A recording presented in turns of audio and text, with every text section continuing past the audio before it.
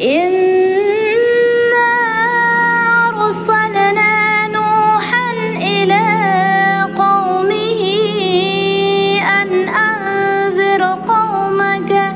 قومك من قبل أن يأتيهم عذاب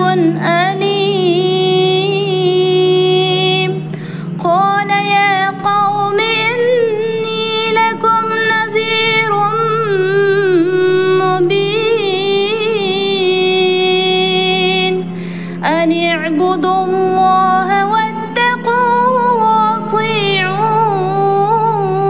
وأطيعون يغفر لكم من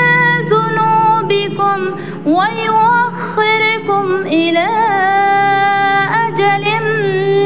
مسمى إن